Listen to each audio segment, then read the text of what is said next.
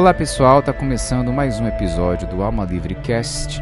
Hoje eu gostaria de conversar com vocês sobre orixás, energias, traços, atributos conscienciais e a gente vai falar até de astrologia um pouquinho. Vocês vão entender o que será que tem a ver orixás com astrologia, né? E energia e tudo mais. Vamos lá, vamos falar um pouco sobre orixás primeiro. Bom, como eu já falei aqui em outros episódios, né, em todas as religiões existem conhecimentos que a gente pode olhar de uma forma mais superficial, mais leiga, e pode aprofundar e trazer um conhecimento mais esotérico, mais profundo, mais intimista, que vai mexer com a nossa consciência e vai nos fazer crescer através dessa mudança, transformação, transmutação interior, que os alquimistas chamavam lá de mudar o metal bruto em ouro, que é a mudança da nossa consciência através dessa purificação dessa nossa energia. Então, começando aqui para falar com vocês sobre orixás. Os orixás, como eu tenho observado, eles são cultuados de duas formas distintas. Há aqueles que cultuam os orixás como se fossem realmente deuses, como se fosse lá o panteão grego, né? Os deuses gregos. A gente tem os orixás e são feitas oferendas e são feitas adorações e tem histórias e como que eles têm esses atributos humanos, traços de personalidade e como que eles interagiam entre eles e tudo mais com aquelas histórias, como tem as histórias lá do panteão grego dos deuses gregos, né? Mas há uma compreensão mais esotérica, mais profunda de que os orixás são, na verdade, forças divinas, energias divinas, que eles não são necessariamente entidades, não são deuses, não são pessoas, mas são forças, energias, e energias são também atributos conscienciais, neste caso. Vou tentar explicar um pouquinho mais essa coisa da energia ser atributo consciencial. Por exemplo, na Conscienciologia se fala muito do pensene. Pensene é um trinômio, que seria a união de três palavras: pensamento, sentimento e energia. E quando a gente fala de sentimento, também pode ser emoção, né? As emoções aí junto desse trinômio. E por que é um trinômio? Por que está tudo junto? Porque quando a gente fala de energia, ainda mais quando a gente está falando da energia que nós, seres humanos, trabalhamos, direcionamos com a nossa intenção, né, que passa por nós, pela nossa consciência, então tem esse trinômio que é pensamento, sentimento e energia, porque a energia não é pura em si. Tem todo um processo aí de ter a nossa intencionalidade que modifica esses atributos, essas energias, e faz com que elas tenham um teor, digamos que ela teria um sabor diferente, né? Ela tem ali as qualidades delas modificadas, dessas energias, de acordo com a consciência, com o pensamento e com o sentimento que vão dar aí, digamos, um formato para essa energia, né? Então, sentir energias também é, ao mesmo tempo, sentir sentimentos e perceber pensamentos. Tem um conteúdo naquela energia que é um conteúdo inteligente, intencional. Então, aqui a gente não está falando de energia imanente, né? Energia pura da natureza, por exemplo, da natureza mais das plantas, né? Que não teria aí um atributo consciencial muito forte presente na modificação daquelas energias, e sim de energias relacionadas à nossa consciência humana. E aí, quando a gente fala de orixás como sendo energias, a gente está trazendo para essa questão humana, porque as orixás, né, como esses deuses gregos também, eles são representações de personalidades, né? Eles são pessoas, entre aspas, né? Os orixás, Ogum, Oxum, Oxóssi, Iemanjá, etc. E essas pessoas, essas personalidades têm os seus traços, os seus atributos, as suas características, os seus sentimentos e as suas emoções que têm esses traços de energia, né? Que são essa energia com todas essas qualidades envolvidas ali. E aí, quando a gente fala, então, sobre ser filho de tal orixá, o fulano é filho de Iemanjá, filho de Oxum, filho de Oxóssi, filho de Ogum. E aí tem, novamente, então, duas interpretações, né? Tem aquela interpretação de, bom, eu tenho, então, esses traços, eu tenho essas qualidades, né? Eu sou filho do fulano, então eu vou adorar fulano, eu vou fazer oferendas para esse fulano, e eu vou me sentir protegido por esse orixá como realmente um deus, como uma entidade, como um ser que está ali acima de mim, me olhando, me protegendo. E tem a outra interpretação, que é essa interpretação relacionada como se fosse um signo, né?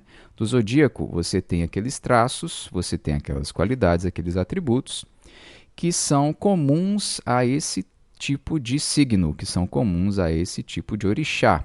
Então você está ligado nesse orixá e você tem esses traços porque vocês compartilham dessa energia, você está sintonizado nessa energia, você tem esse padrão energético, você tem esses traços, você tem esses padrões de sentimentos e emoções. E aí, então, a gente tem um bom começo para o autoconhecimento, que muitas vezes as pessoas realmente não percebem como que elas próprias funcionam. Então, inicialmente, tanto o zodíaco, né, tanto os signos ali, a astrologia, quanto essa questão de ser filho de orixá XYZ, pode nos ajudar a entender um pouquinho mais a nós mesmos, a olhar mais para os nossos próprios traços e compreender mais quem nós somos, ter a nossa identidade mais bem definida. Mas, a partir daí, é importante que a gente faça alguma coisa com isso, né? Porque senão pode cair de novo, mais uma vez, naquela questão que eu sempre falo aqui, que é da Síndrome da Gabriela, para quem ainda não conhece a musiquinha da Gabriela, da novela dos anos 80, 90,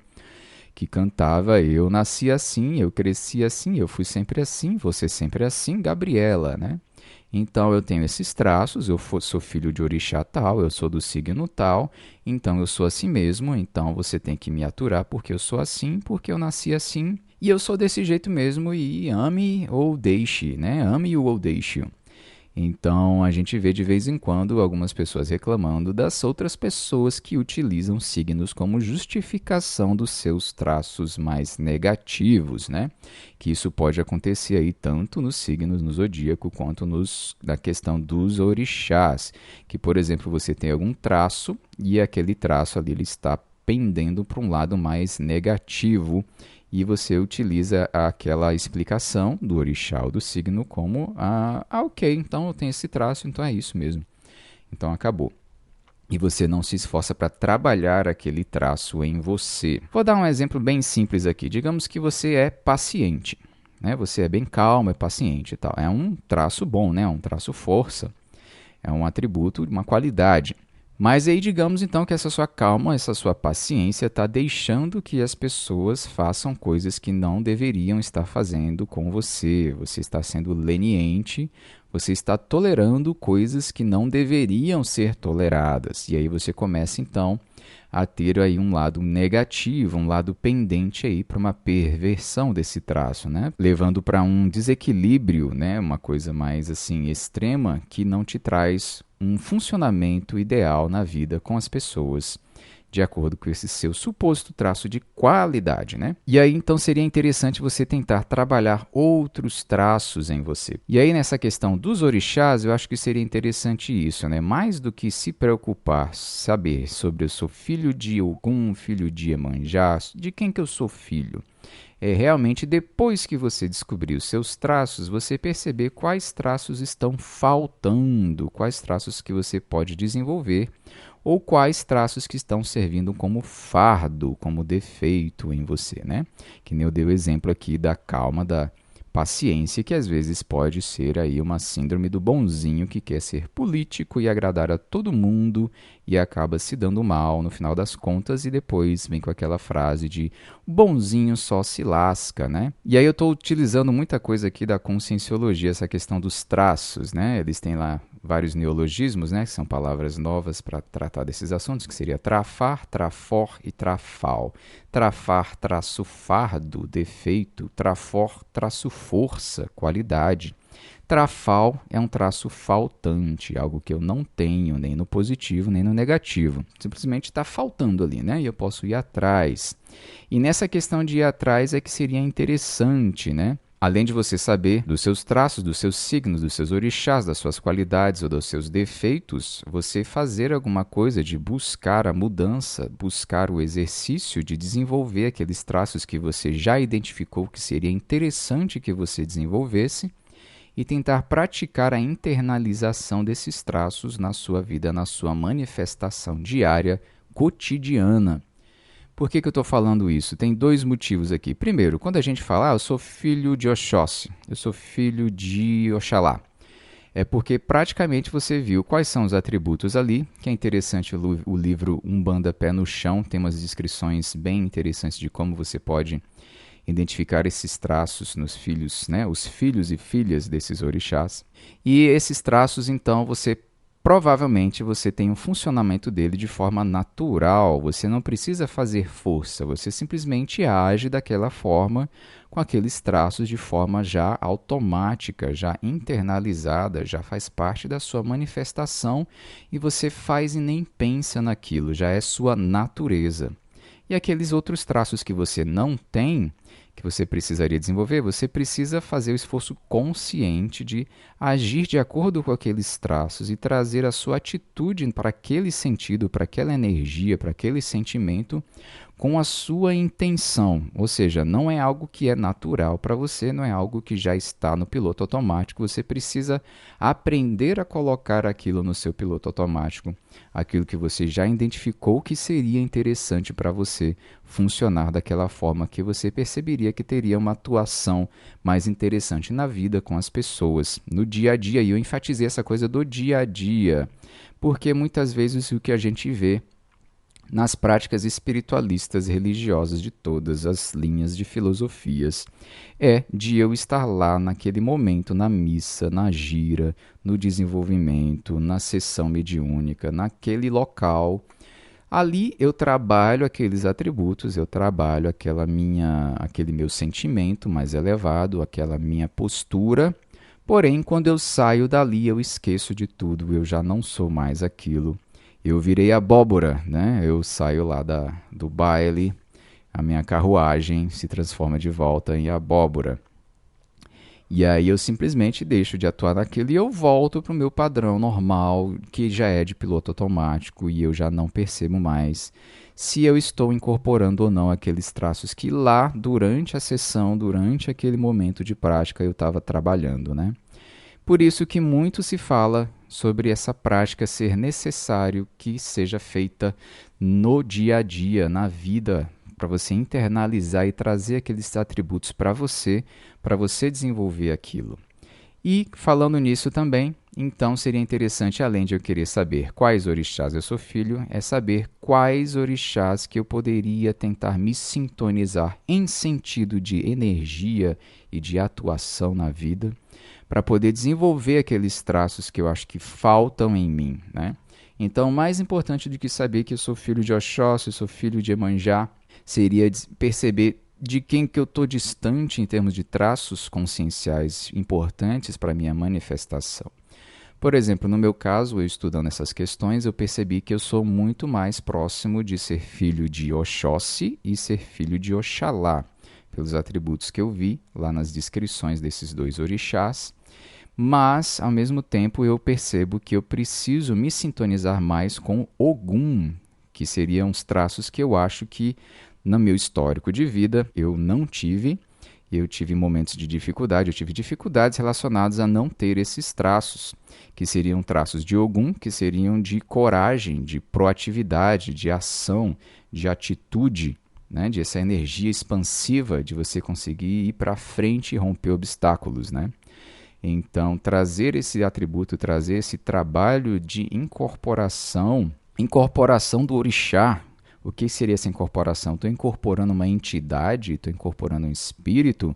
Não necessariamente. Eu estou ali trazendo as energias daqueles traços, daqueles atributos conscienciais, para que eu possa desenvolver ele em mim e que eu possa tentar cada vez mais deixar de forma natural, criar uma segunda natureza em mim que se relaciona com esses traços, que traz esses traços e faz deles uma manifestação da minha atitude. E é importante levar isso para o dia a dia, lembrar de fazer isso no dia a dia. No budismo se fala muito, eu tenho assistido muito hoje em dia, a monja Jetsuma Tenzin Palmo, e ela fala muitas vezes sobre pessoas que reclamam: eu não tenho tempo para praticar as meditações, né? E ela diz que todo momento é tempo de praticar a meditação, qualquer momento do dia a dia. E é essa a ideia também da atenção plena. Você não vai estar só no momento sentadinho lá na meditação com seus objetivos fazendo a prática. Você vai tentar trazer aqueles objetivos também para todos os momentos do dia. Você vai tentar trazer a sua consciência, a sua lucidez para a sua manifestação em todos os momentos, e você não vai sair disso, você não vai dormir, né? Se distrair, entrar nas fantasias, no devaneio e não perceber mais como que você atua na vida, como você está se colocando, se manifestando ou percebendo o mundo ao seu redor e percebendo a si mesmo nessa interação constante. Então, todo momento é momento de prática, e eu acho que isso se aplica também a todas as religiões, como eu estava explicando antes, né? Sei lá, eu sou cristão e eu tenho Cristo como meu modelo de ideal de evolução. Mas como é que está o meu esforço para alcançar aqueles atributos que eu acho que são interessantes para uma pessoa ter? Que Cristo teria, que Jesus Cristo teria. Porque senão eu vou ser mais ou menos hipócrita no sentido de que Jesus é super paciente, eu sou totalmente impaciente, mas pô, Jesus lá no céu e eu aqui, né? Também não sou santo, né? E aí eu não faço esforço nenhum, eu fico na minha zona de conforto e eu sou assim mesmo, porque eu sou do signo X, porque eu sou filho de orixá Y. E eu tenho esse traço e é isso, e eu vou então demorar aí umas 10, 20 vidas, encarnações, para ir trabalhando esses traços, sendo empurrado aí pela vida, pelos tropeços, pelas coisas que não funcionam bem, porque eu estou batendo o pé e teimando que aquele traço ali é o meu traço e eu sou isso mesmo, e acabou identificado com aquilo, né? Uma identificação egóica. E aí então a gente tem essa frase no Espiritismo que costuma dizer que ou você evolui pelo amor ou pela dor, ou você sai de uma situação pelo amor ou pela dor. E eu não diria que seria só pela dor ou pelo amor, não. Na verdade, essa coisa pela dor, como eu estava explicando aqui, as coisas começam a não funcionar, começam a não dar certo. Um traço que você tem que não funciona, começa a fazer as coisas da vida não funcionar. E aí você precisa, então, ser empurrado para mudar aquilo através das situações de dor, que vão te obrigar a abrir mão daquilo ou a tentar algo diferente, tentar ser diferente. Mas como é que a gente se adianta a essas mudanças e estabelece essas mudanças em nós antes de que a dor chegue?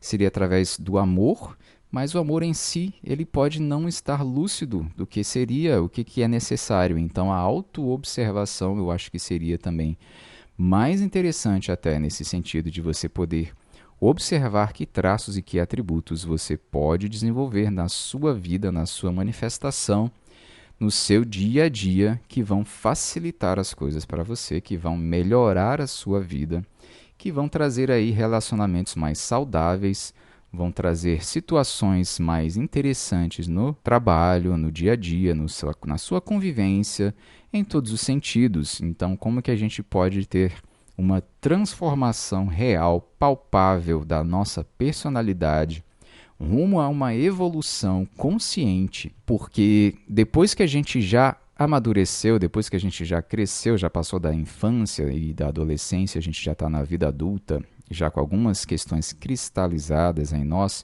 a nossa evolução só vai se dar se nós realmente voltarmos a atenção para nós mesmos e tentar compreender aonde que nós podemos melhorar através dessa autopesquisa que precisa ser lúcida, que não deve ser através da culpa nem da punição de se martirizar por ter defeito X, Y ou Z, e sim por ter a consciência de onde que as coisas funcionam ou funcionariam melhor caso eu conseguisse desenvolver uma natureza de atuação diferente da que eu tenho e que eu possa me sintonizar nessas energias de atuação diferente quando necessário, até que eu aprenda a andar sem as rodinhas, né? De forma mais natural, sem precisar depender das rodinhas no sentido de muletas, de trazer, preciso do orixá tal, preciso do atributo tal, e preciso sintonizar na energia tal, e simplesmente incorporar aquilo no sentido de naturalizar aquilo na nossa manifestação,